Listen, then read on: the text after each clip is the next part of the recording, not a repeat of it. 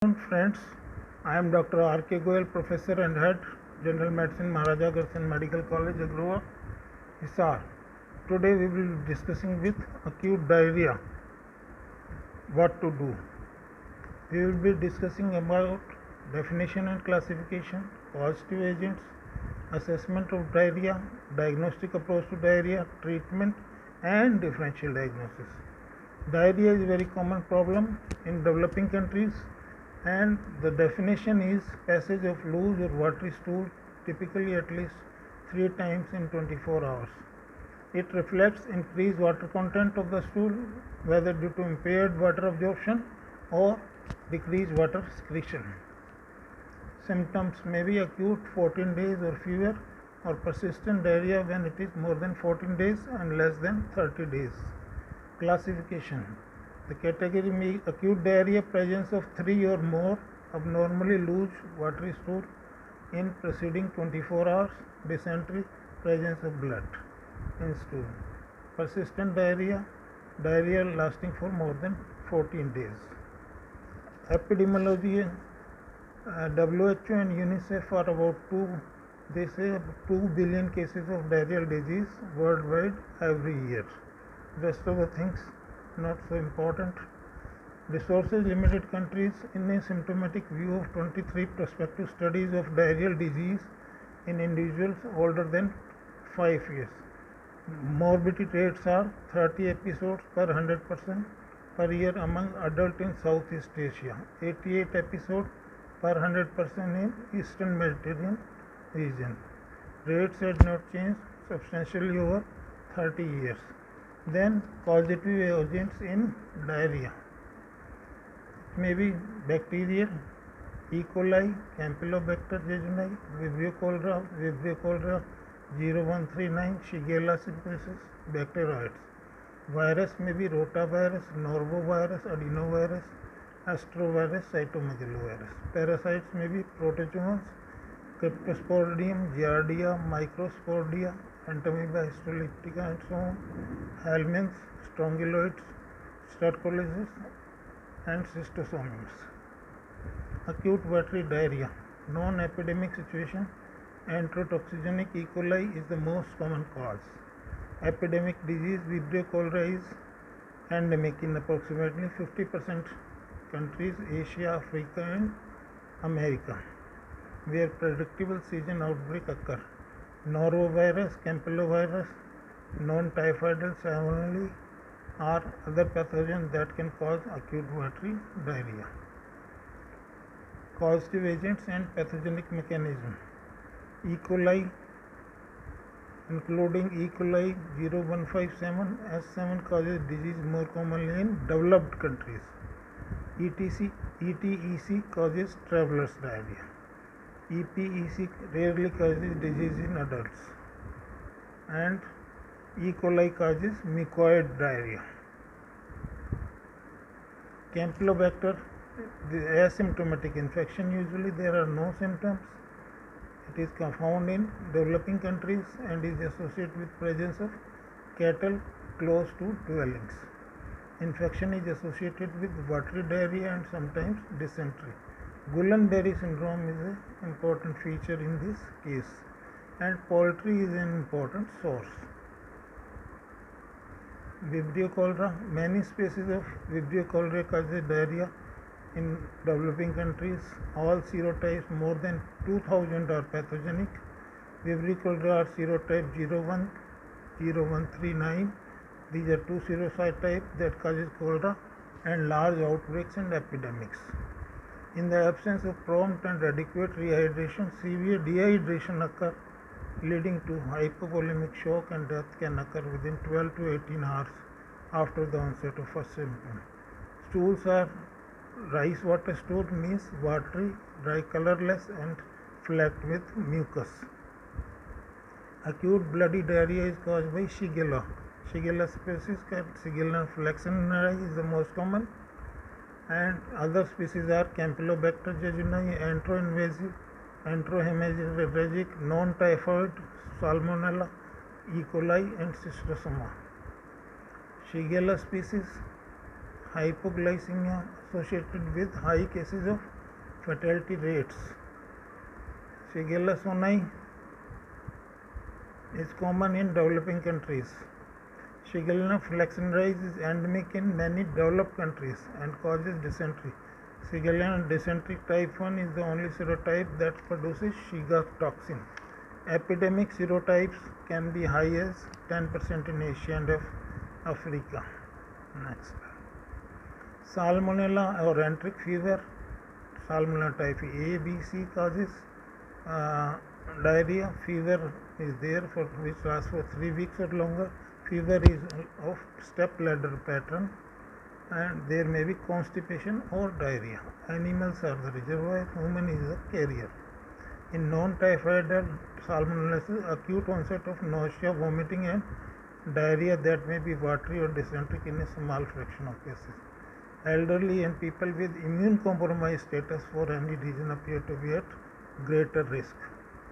Viral agents is most common in developing countries and occur in winter season. Rotavirus is most common, 1/3 diarrhea, hospitalization and 5 lakh death worldwide each year, associated with gastroenteritis of above average severity. Pediatric details are very common. It is very common in between the 3 to 5 years of children. Neonate infection are common but asymptomatic.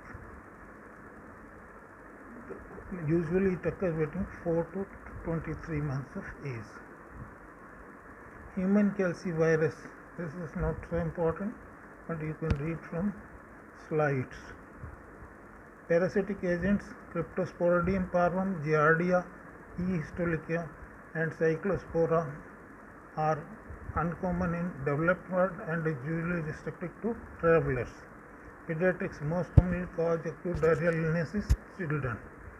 Relatively small proportion of cases of infectious diarrheal disease among children and in developing countries.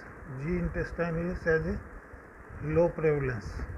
Cryptosporidium and Cyclospora are common among children in developing countries, frequently asymptomatic. Not so important. Assessment should be done. We see whether the person is healthy or he is having diarrheal disease.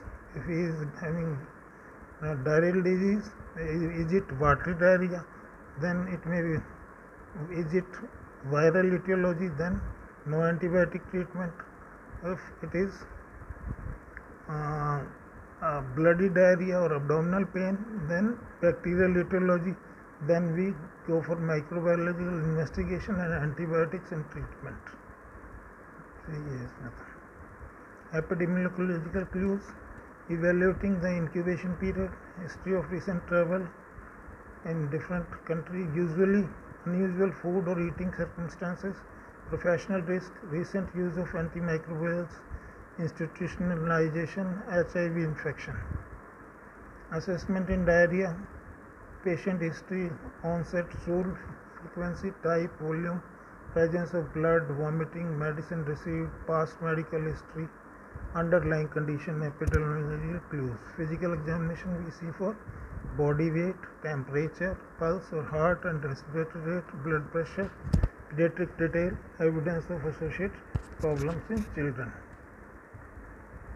Patient history detail and cause of acute diarrhea. This is self-explanatory. Foodborne outbreaks are Salmonella, waterborne is Vibrio, seafood, shellfish is Vibrio, poultry is Campylobacter, beef, raw seafood is Shigella toxin, eggs Salmonella and peas Salmonella. Antibiotic therapy Clostridium difficile. Person to person Shigella. Linking the main symptom to the cause of acute diarrhea, EHEC, E. coli. Fever is most common symptom associated with invasive pathogen. Pediatric detail, initially present in the majority of children with rotavirus. Bloody stool, invasive and cytotoxin producing pathogen. Suspect EHEC infection in the absence of fecal leukocyte, not with viral agents and enterotoxin producing bacteria. Vomiting, frequently in viral diarrhea and illness caused by ingestion of bacterial toxin common in cholera. Medical history: recent antibiotic use, C. difficile infection. PPIs means increase the risk of infection, diarrhea, complete past medical history, immunocompromised host, or possibility of nosocomial infection. Pregnancy increases the risk of listeriosis following the infection of contaminated meat products and unpasteurized dairy products approximately 20-fold. Cirrhosis has been associated with vibrio infection. Hemochromatosis has been associated with Yersinia infection. Incubation and period and likely causes of diarrhea: less than 6 hours, Staph aureus, Bacillus cereus; 6 to 24 hours, toxins of C. perfringens, B. cereus; 16 to 72 hours, norovirus, ETEC, Vibrio and Salmonella. Diagnostic approach: careful history to determine the duration of symptoms, frequency and characteristics of stool, evidence of extracellular volume depletion, for example, decreased skin tuberosity, postural hypotension. Fever and peritoneal signs may be clue to infection with an invasive enteric pathogens.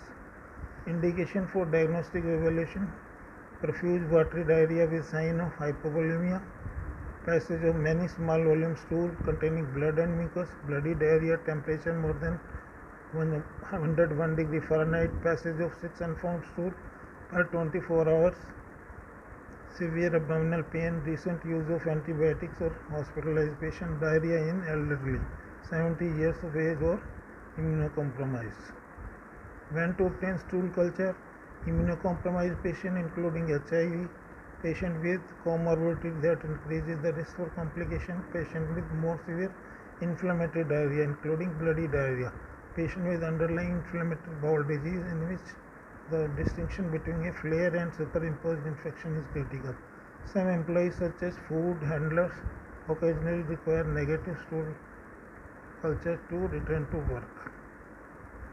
When to obtain stool for ova and parasites: sending stool sample for ova and parasite is not cost effective for the majority of patients with acute diarrhea.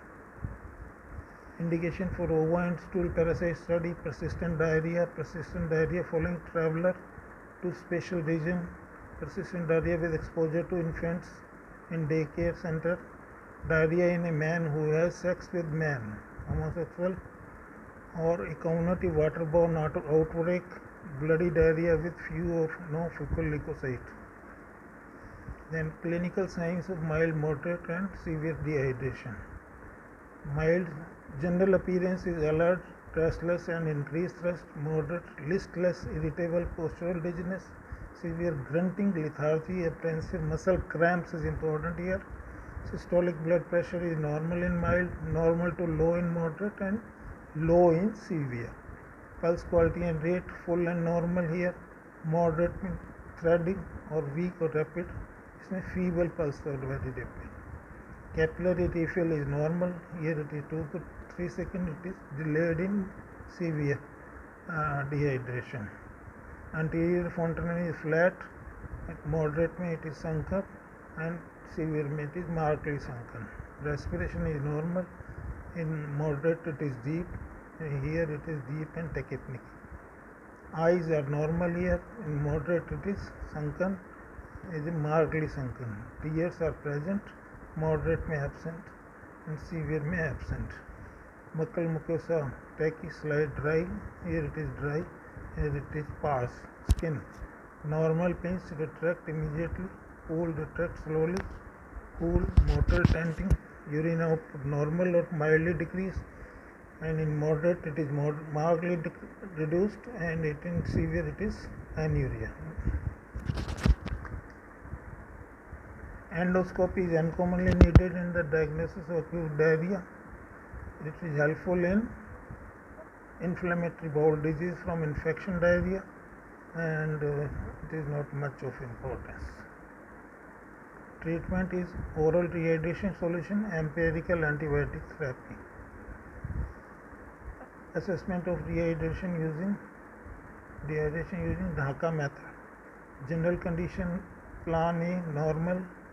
In plan A, all the 6 factors are normal. In plan B, general condition is irritable, less active. In C, lethargic or comatose. Eyes are normal, sunken. Mucosa is normal, dry. Thirst is normal, thirsty, unable to drink. Rapid pulse, normal, low volume, absolute, absent or unaccountable. Skin turgidity, normal, reduced. Diagnosis, no dehydration. Some dehydration, at least 2 signs including at least 1 key sign are present. Severe dehydration, signs of some dehydration plus at least 1 key sign are present. Treatment prevent dehydration. Rehydrate with ORS solution unless unable to drink. Rehydrate with IV fluids or ORS. Reassess periodically, frequent reassessment, more frequent reassessment. Does the child have diarrhea? बोलना है कि बच्चों का है. That is mainly concerned with the children. I will keep 1 minute this slide for self-reading.